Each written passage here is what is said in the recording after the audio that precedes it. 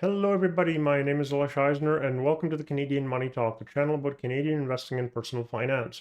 Please like and subscribe. I record a video per week, so make sure you ring the notification bell to get notified each time one comes out. I received a question of how I find and assess small cap growth stocks versus larger companies. Let me note first of all that small caps do not have to be growth companies. Small value caps, in fact, over a century, outperformed all the other classifications in the Morningstar equity style box. Small companies can be value companies, and as an example, I'll put out GoEasy GSY, which has a reasonable PE, pays a dividend, and is a 3 billion market cap. Having said that, I am usually looking for growth and expecting volatility from my small cap investments rather than dividends and stability. So let's look at some differences between small caps and large caps first to provide context for my analysis. I will use the word cap or capitalization, which is the number of shares times the price per share, to indicate how much a company is worth, synonymous with size. First, let's look at risk and volatility.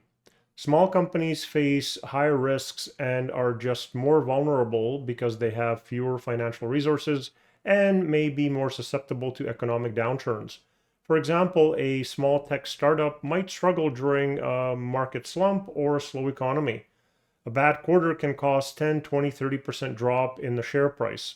On the other hand, periods of low interest rates will benefit small growth companies with cheap money piling into some risky assets and driving up their prices. In general, the share price moves faster for small companies, both up and down.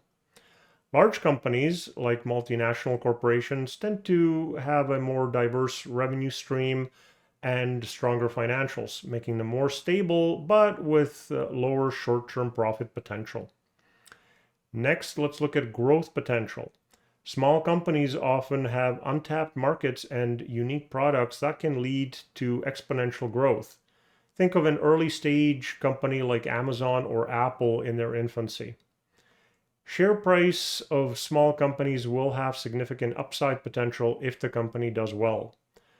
Large companies have already captured significant market share. Their growth is more about maintaining and incrementally increasing market presence, like Coca-Cola expanding its product lines.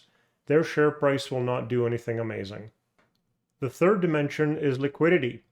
Shares of small companies might be harder to buy or sell quickly without impacting the price significantly due to lower trading volumes. You might also have trouble buying at the price you want with the next offer or ask being significantly higher than the last trade. Similarly, getting your money out might be difficult with people bidding lower and lower to buy your shares. You may not get the price you want. Large companies enjoy higher liquidity, meaning investors can more easily buy and sell shares without greatly affecting the stock price and being able to get in and out of positions easily. Next, we'll look at dividends. Small companies are less likely to pay regular dividends as they are often reinvesting profits to fuel growth. An example is the many tech startups that focus on growth over immediate returns.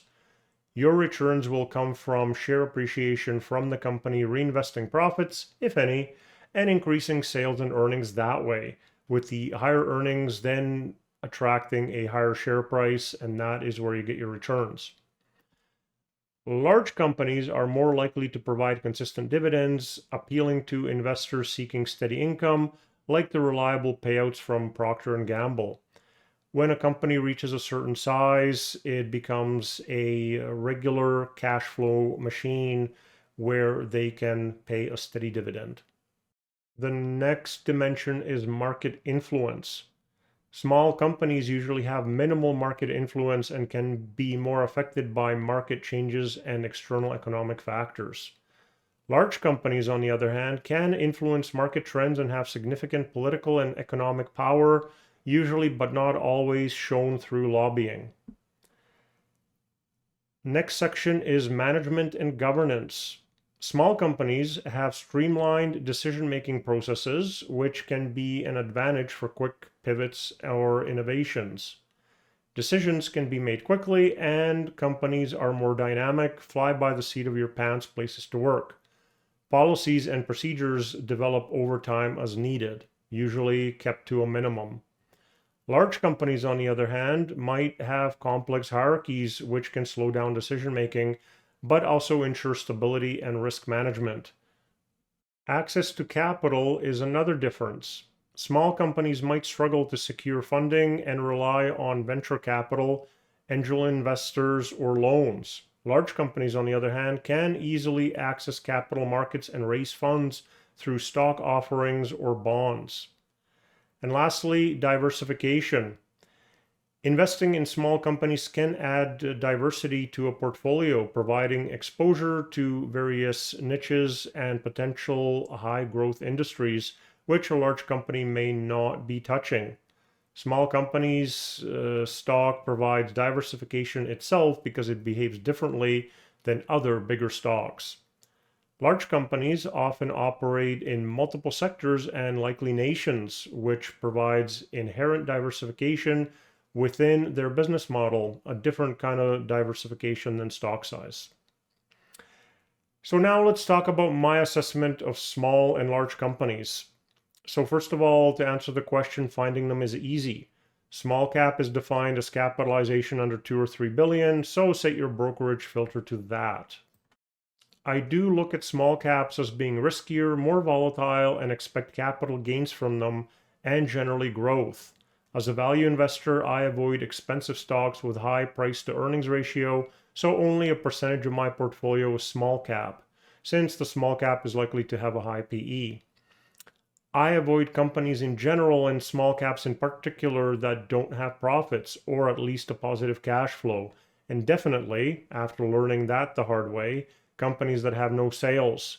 If the small cap is not profitable, they won't have a PE at all, and I may tolerate that for a while if they're progressing towards profitability, but it's not something I enjoy. Because my portfolio is mostly steady dividend payers, I can let the small caps go for years while they grow in size and share price without needing them for income.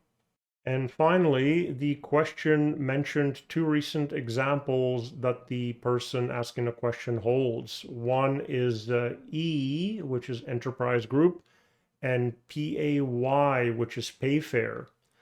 The classic case of win some and you lose some, according to the question. So the former has done well, with Enterprise up 4 times within a year, and still with a market cap of only 131 million and a PE of 14, which still makes it a small cap, while Payfare has done poorly after losing the DoorDash contract.